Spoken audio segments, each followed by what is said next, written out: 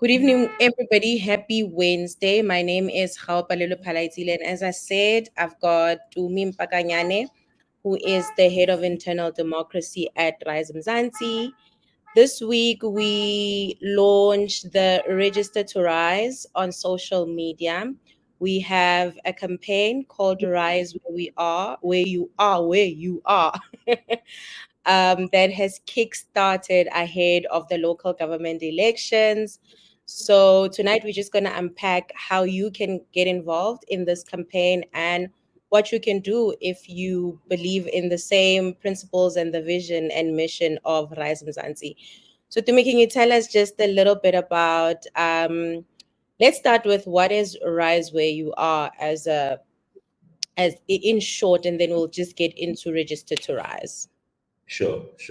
So, I think put simply, Rise Where You Are is an opportunity for South Africans who want to participate in, making their communities stronger, more connected, better serviced, and more resilient.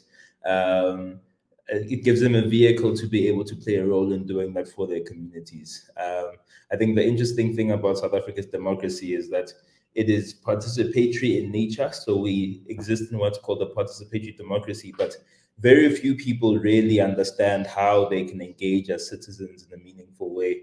And what effectively this campaign is an opportunity for anybody who is, interested in the work Rise Mzansi is doing, but more importantly, is looking for a vehicle to be able to serve their own community. It provides people with that vehicle to be able to get involved in the civic journey, the political process, and the work of Rise Mzansi in general. But so that's at a high level, and then obviously it's got its individual parts, and Register to Rise is one of the components, and this is effectively the initial step in registering people as volunteers and members of the organization, because it's important for us to get a sense of where we have people who are looking to serve their communities, how we can participate and activate and support the work that people would like to do in service of their communities. The second phase of this campaign will be Register to Vote, and I think what's probably most important, and what politicians seem to be scared to say, is that the reality is we exist to contest public power, right? And the reason we do that is because the sweeping changes we want to make to be able to create a safe, prosperous, united, and equal South Africa in one generation require us to be able to wield public power. I think what's been interesting over the past couple of weeks and perhaps 2 months since the GNU was constituted and we had our public representatives assuming office is, you can really get a sense of what is possible when you put public power in the hands of people who have a genuine love for the communities they come from, and people who are genuinely interested in serving communities. So that's obviously the second component is, we can't contest public power if we're not registered to vote. And that's why that's the second component. And then the third component is effectively the process of organizing people into what we call it at Rise Mzansi a power of 8. And this is effectively the understanding that every single person knows at least 8 people that are interested or should be interested in being able to contribute to building their community. And if every single person goes and finds 8 people, kind of like a political Herbalife, but if every single person goes and finds 8 people to rise with them and serve their communities with them, then it will leave our community so much in such a better off position, because there'll be this broad breadth of strength that our communities can draw from. So effectively, that's what we call a power of 8, and these exist at a voting district level. So we want to localize them as much as possible. We want people to work inside their voting districts, and this probably speaks to the fourth aspect of the campaign, which is start where you are and go where your legs can carry you. And effectively, what we're saying here is we don't want people to go and if when you live in a part of Hammanskraal, when you shouldn't be focusing on issues Tsako Alexandra in the city of Johannesburg. You must focus in your community where you exist, where you spend your time, and that must be how you engage not just the organization but with the campaign generally. And then the fifth and probably most important component, how, is this idea of knowing your ward and serving your community. We also understand that in order to be able to serve your community and know your ward, you also need to get people behind this idea of being able to serve your community, which is why the first three steps kind of are a process of getting people and consolidating people to be able to do the actual work of serving in communities. During the campaign itself, a lot of our campaign activities were orientated around this idea of serving communities and giving back to communities. We had what we called micro actions, which were targeted interventions in communities where members and supporters and volunteers of Rise Mzansi would go into their communities, identify issues and solve them. This is also powerful because it also gives us an opportunity to say, okay, well, we've got actors like ward councillors in our communities. If there are issues that persist in our communities and that we can solve as members and volunteers of Rise Mzansi, then it then means that the person who holds public power in my ward and in my community obviously isn't doing their job. So what can we do to hold this person accountable and make sure that we get better outcomes for our own communities? And that's effectively what the campaign is all about. Thank you so much. You've obviously given us a very high level sort of view of what the campaign is about. And to those who just joined us, again, my name is Palelwe. I'm with Boitumelo Mpakanyane, who's the head of internal democracy at Rise Mzansi. We've officially launched a campaign, Rise Where You Are, and it has thematic weeks. So I want us to go a little bit deeper into this week, to me, and what is expected of people, right? So what does RegisterToRISE entail? What are we asking people to do?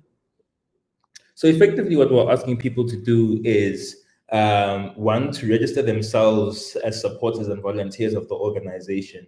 But even beyond this, to register people around them, their families, people in their homes, in their communities, people in the street where you might live. And effectively, this is going to be the precursor to the membership initiative that we roll out in the coming weeks and months. But effectively, it's building a strong database of volunteer support so that we know where we have a strong presence in communities, so that we know where certain community issues persist and exist. We know that there is certain skills, there's certain capacity in certain communities to be able to respond to those things. And that requires that, any political organization must have a strong sense of where it has support. And that's effectively what the first component of the campaign is, which is the Register to Rise campaign. It's also just to get us, there's been a strong yearning to begin the political work and political activities of the organization again after the election, the general national provincial election now in May. And obviously political parties like us, and just about any political party, has to go through the process of assessing an election outcome, internalizing it, meditating on it, and extracting insights from the election outcome. That's effectively the process we've been doing. But it's time now to get back on the ground and to start doing the work of serving our communities. But in order to serve our communities, we need to know who our people are. And this is the first component of getting to know who our people are. Thank you so much, Dumi. And what about people who had put up their hand before during the national campaign and said, I am a RISE volunteer, gave us their details? Should they re-register? What does this mean for them? So we are asking people actually to re-register as well, people who might have indicated a willingness and a want and a need to get involved in the political programs and political activities of Rise Mzansi during the period of the campaign. What we are trying to do, in addition to building a breadth of voluntary support to be able to better serve communities, is also just to do an organizational sense check of where the support still exists, where we as an organization must make the most strategic investments in being able to better serve certain communities, and where we have effectively the ability to maximize the impact that we have as a political party. So we are asking people to re-register their support if they have. what at least will be the case is that when we do launch our membership initiative and drive, the people who register as part of this process won't be asked to do that again. If what we'll effectively do is convert the status of their membership from this point onwards. But yeah, we're asking everybody who wants to get involved in Rise Mzansi's political program to go on the Google form, fill in the information. All of the information on that form is critical. We need to know where you live. We need to know your ID number so that we can check if you're registered to vote.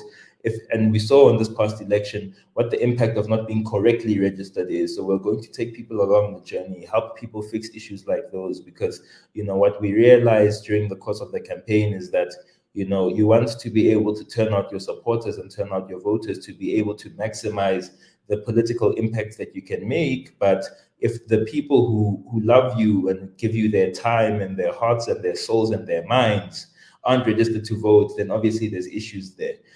So we're trying to fix some of those system challenges so that we as an organization can make a bigger impact on South African politics.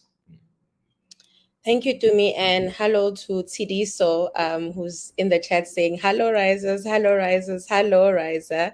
And again, welcome to those who just joined us. I am Mpakanyane Palaitile, and I am with Boitumelo Mpakanyane, who is the head of internal democracy. Tumi just explained that we do require people to re-register. If you've registered as a Rise Mzansi volunteer before, you do need to be part of the RegisterToRISE campaign and re-register. To me, what is it? What kind of volunteer are we looking for? Is there a type of skill set? What kind of person is a Rise Mzansi volunteer? If I am to put my name on there, who should I be? There's having gotten a strong sense of who our people are. A lot of political parties have to grapple with this idea of who are our people. You'll see in constitutions of political parties is the political character of the political party, but the defining characteristic of our people are simply people who love their communities, people who are looking for a vehicle to be able to serve their communities, people who are looking for opportunities to be more actively engaged as citizens, but maybe perhaps might not be sure of how best to do this.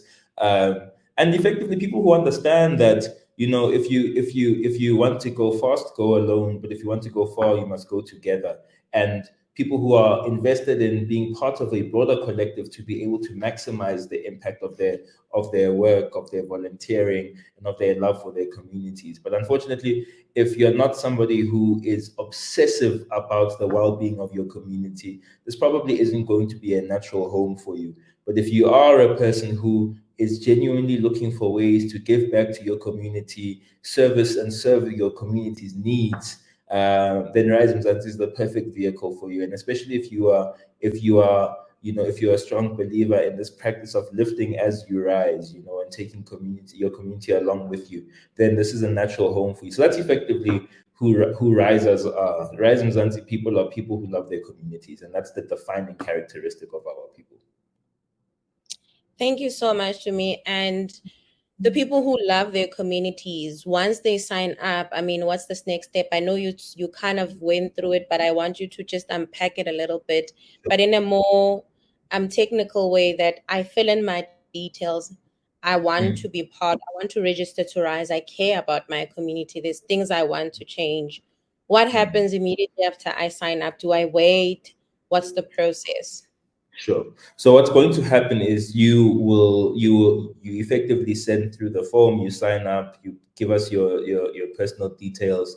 What we will then check your voter registration status for you, and check this against the address that you provide us, so we can check whether or not you're correctly registered. We will assist you and contact you with if in instances where a person isn't correctly registered. What we will also then do is group people into groups inside their voting district. So what we're asking people to do is to create their own powers of 8 and find 8 people that they can take along the journey with them. But what we will also do is help connect these powers of 8 to other powers of 8 in their voting district, so that they can get together, come together, discuss the specific issues of their voting district. Because I think in South African politics, we we obviously we build branches, and most political parties build branches around the ward.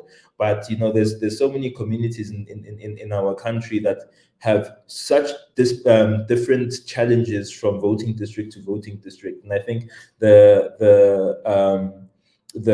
by-election we just contested now in Ward 87 is a typical example of that, where in areas like Brixton and Melville, you've got issues that are faced predominantly by lower middle class and middle income communities and middle income families, students who have moved into the city to be able to attend universities in Johannesburg, namely Wits and UJ, and there's a very, very specific set of issues there. But then obviously there's different challenges in your more affluent areas like your Parkview and your Parkwoods and your West Cliffs. So the nature of South African spatial planning and the legacy of apartheid that comes from that means that we've got these very, very diverse communities that have very, very different issues and challenges inside a single ward, which is why it's important for us to localize the work that we do at a voting district level. So effectively, people will be put together into voting district teams, and then they'll be connected with one another, and it's up to them to decide the work that they want to do in communities. We will give volunteers, as we have always done, examples of the kind of things that they can do to kind of benefit their communities.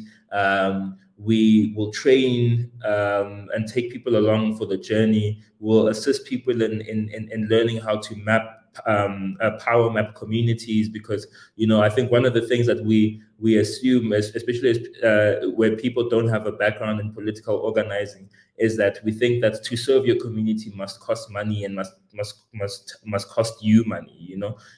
If you want to do a micro action, you must make a financial investment. But you've got community-based organizations all over communities that are already doing this work and are looking for organizations, political parties to be able to partner with to deepen the impact of their work. So we're going to be teaching people and taking people along for the journey, just to show South Africans how they can go about making their communities stronger and more resilient and better served, and hold elected leadership in the local government context accountable to our needs. I love that. And I love that there is opportunities for growth, even for the individual, not just about community to community, but there's training opportunities. I do also want you to just speak on, apart from trainings and so on, what kind of support will Rise Mzansi be giving these volunteers who come up and say, I want to do this? What kind of support are we offering? I know trainings and sort of taking them along is part of support. Is there more? So yeah, definitely. I think I must just start off by saying that as you will know, and as we have seen in the past election, political organizing is incredibly expensive. So this won't be a campaign that's where we will be able in the position to provide financial support to any of our volunteers, but we will be giving our volunteers access to existing networks of community-based organizations in certain communities. So a lot of the research, resource assistance that we'll be providing to our volunteers will be rooted in the strong relationships with certain community-based organizations that we've been able to build relationships with, whether it's community kitchens, whether it's school feeding schemes, whether it's churches, or community-based organizations that serve disabled youth in communities or disabled elderly people in communities. There'll be a strong kind of linking of efforts with our own volunteers. But I think part of what we believe here is that we should all be invested in the political process, and the probably the most empowering thing as part of the the know your ward and serve your community aspect is teaching people how to engage with, integrated development plans in their municipalities, teaching people how to hold ward councillors, mayors, and PR councillors in their city councils accountable to their needs and all of those things. So it's a very, very expansive kind of breadth of support that we'll be providing to our volunteers. So yeah, but everybody who signs up will be receiving a welcome pack in the coming week, and yeah, so everything that is needed will be detailed in that, and obviously there'll be ongoing trainings and all of those things. But yeah. Thank you so much, Jimmy. I see Gwen saying, I did not know that we have to re-register. I saw this chat by chance. Apologies for that, Gwen, and we will re-emphasize this point. We are going to be going on for several weeks, so it's not late. And I think, Dumi, with the local government elections coming up, how does this drive tie into that as well? Seeing that we're talking a lot about community and local, how does that tie into the LGE coming up in about 8 to 17 months? And as Dumi answers this question, you're more than welcome to also put your questions on the chat. We are here to answer any query you have. So just to ask Gwen's point, one of the primary reason we need people to re-register is just because, in the process of canvassing support, sometimes the quality of the information and the quality of the data is sometimes compromised. I mean, I think if people signed up themselves on the website, then there's sufficient safety to be able to assume that there's the integrity in the information. But sometimes if you get signed up on a form, the person doesn't capture your information correctly, and there's all of these issues that compromise our ability to reach our people and the broader community of RISE. So it's important for this. But I think ahead of local government elections, what we are trying to build is a political party that doesn't just have far-reaching support, but we want depth in communities. There's a political party I won't mention that is notorious for its inability to win wards. So it's got PR councillors, but it has very, very few ward councillors, and has this notorious inability to win wards. And that's a consequence of that political party not having a sufficient rooting of depth in communities, because they are not known for serving communities. So part of this is obviously not just a step to local government. It's a crucial step to local government, but it's more rooted in the organizational ethic that we've built around serving communities. But the inherent consequence and the benefit that comes from a strong rooting in communities is that you then build and establish a great degree of trust in your community ahead of local government election, because what this will then enable voters to be able to think going forward is, well, these RISE and Mzansi people in my community have been doing this, and this. I have got no reason to doubt whether or not these people care about this community, whether or not they love this community, and I can trust them with the aspirations that I have for my ward, for my voting district, for my city. So it's a crucial step towards local government elections in 2026. But it's also a crucial step towards our movement building efforts. We will be constituting what is colloquially or broadly understood to be a branch, but what we call a ward collective. And this is going to be a core component of our strategy around being able to mobilize support on voting day in 2026. You kind of want to say, what do you want voting day to look like, and how do you work backwards from that? And this is the starting point.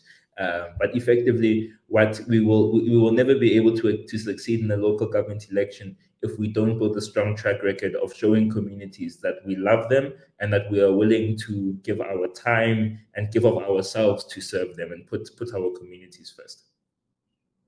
Thank you so much for that, Dumi. And what about people who are sitting here thinking, well, the community I'm in, I'm one of two, or just myself who really loves RISE, and there's another political party that has a stronghold in here. What do I do? Or can I go to another community and register people there and mobilize there? So this is precisely the point: is that if there are only two people in your voting district, it's incumbent on you to go and find those extra people in that voting district to be able to deepen the impact of this organization in your community. Resilient political parties and resilient political organizations is that the the the reason a branch, a local organizing unit is called the basic unit of organizing is because that's the touch point with the community. It's not, our ability to serve our communities isn't going to be a consequence of Songas or in Scopa necessarily. A component of it will be because what Mr. Z will do is he will bring Scopa to failing municipalities to make sure that they're spending their money correctly and all of those things. But these things are very, very high level. There are immediate needs in our communities. There are schools that have broken windows and have litter and hazardous environments for their kids to play and learn in. There are hospitals that are compromised. There's so many issues in our communities that we as citizens have the ability to solve. We had teams during the course of the campaign in Soweto, and I think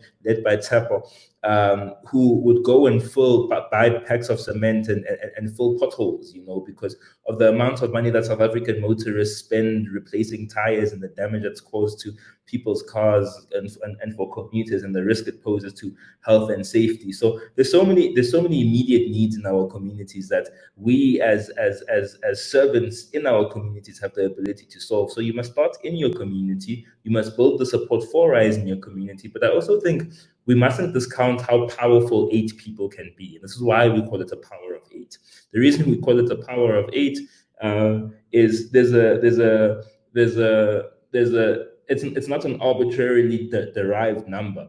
What we've come to understand is that is the necessary amount of people you need to be able to make a noticeable and tangible impact in the community. Whether that is convening community meetings to hold a ward councillor accountable, whether that is cleaning schools, cleaning around hospitals, whatever community engagement and micro action you decide you're going to do, serving with community-based organizations that are already doing the work, whatever you decide you're going to do, 8 people can make a massive difference in significantly raising the standard of the outcomes in our communities. So that's effectively why we're asking people to find 8 other people, and those people must find their own 8 people, and those people must find their own 8 people. And this is how you build a breadth of very, very strong and resilient support in the community context, and specifically in the local government context.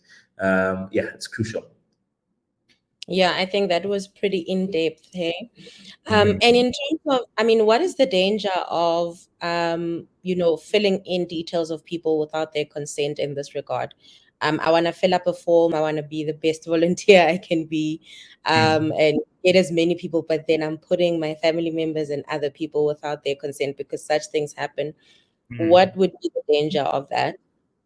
So that we definitely can't afford that. What we need is an ability to do what we need is to know that every single person on our database is there because they want to be on our database. We need to know that every supporter, volunteer, and member in the RISE Mzansi ecosystem is there because they themselves have opted into the journey, because there's certain expectations that we have as volunteers of ourselves as volunteers of RISE Mzansi. We know that we are not here for personal enrichment. We're not here for any of those. We're here to serve.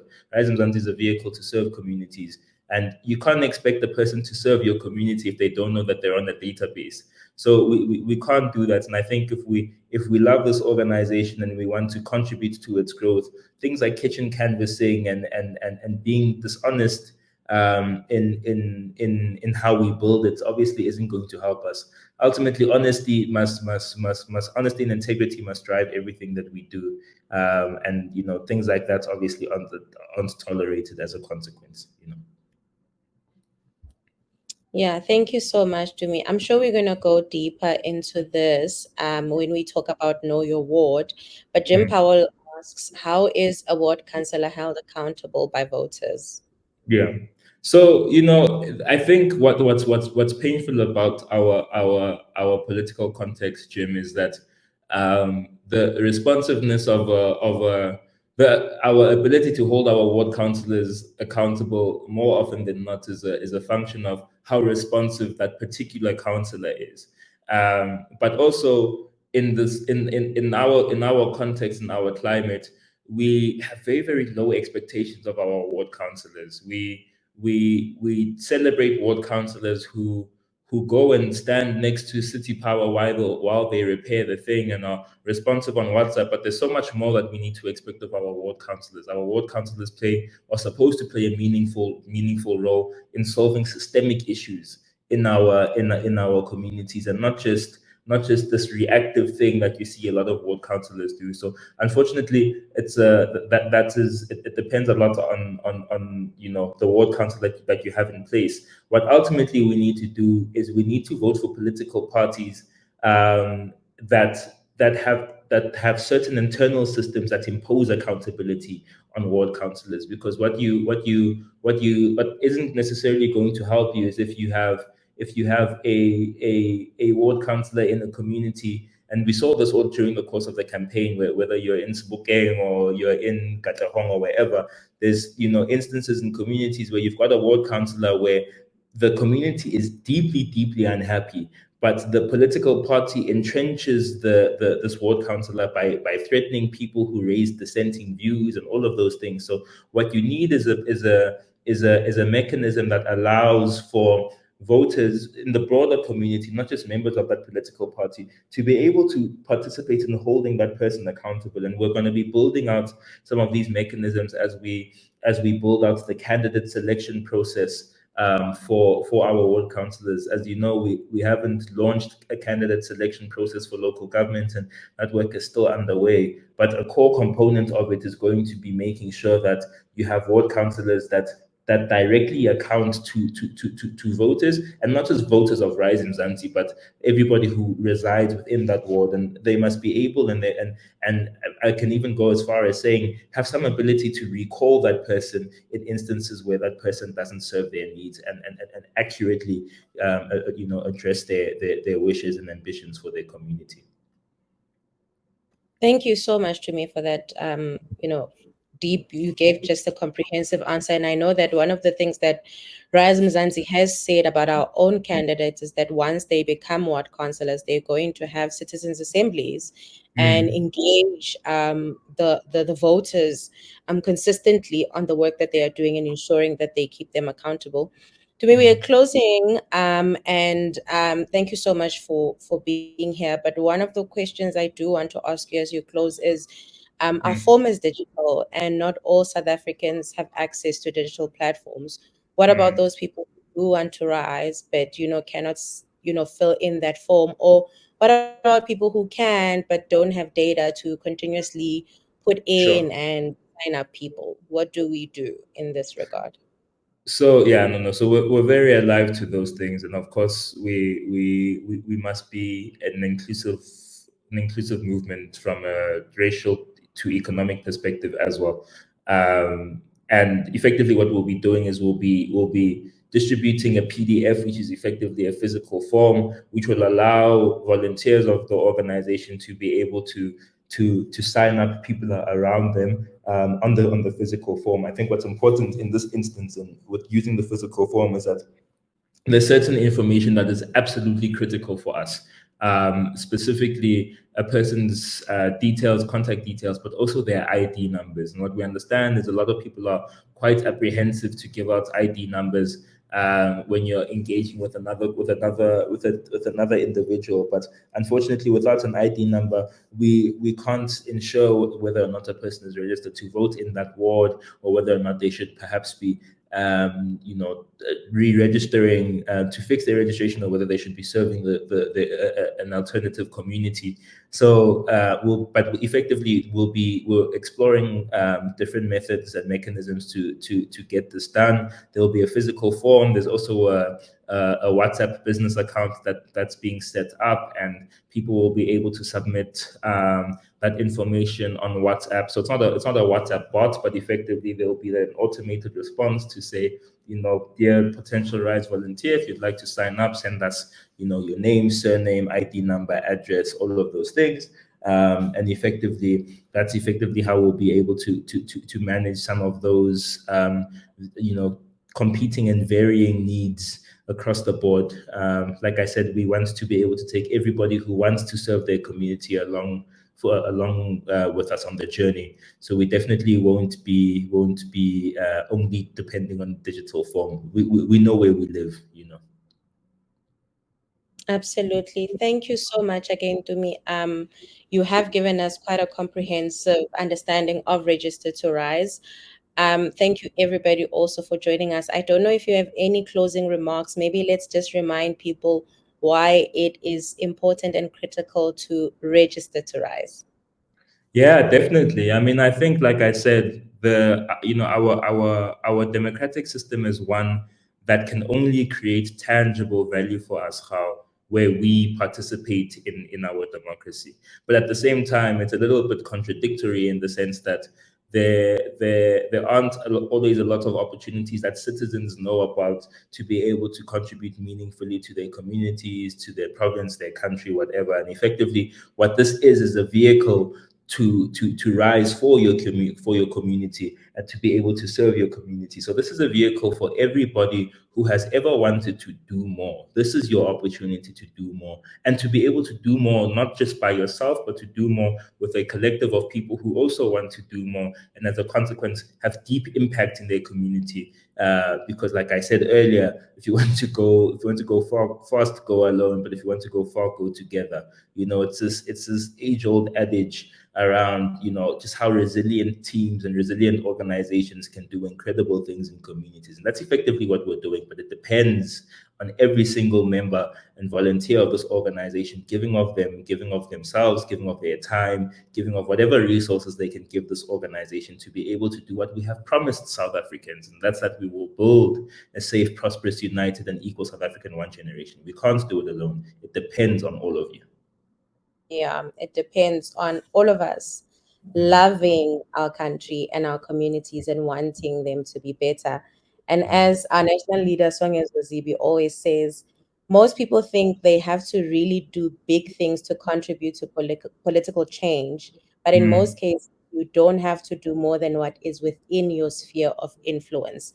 And as the mm, campaign says, not much is expected from you more than where your legs can take you or where you are able to reach. yeah. So thank you so much, Dumi. There will be more communication about Register to Rise, how you register to Rise, and every week we will be releasing communication. I will be live with either Dumi or one of the other leaders.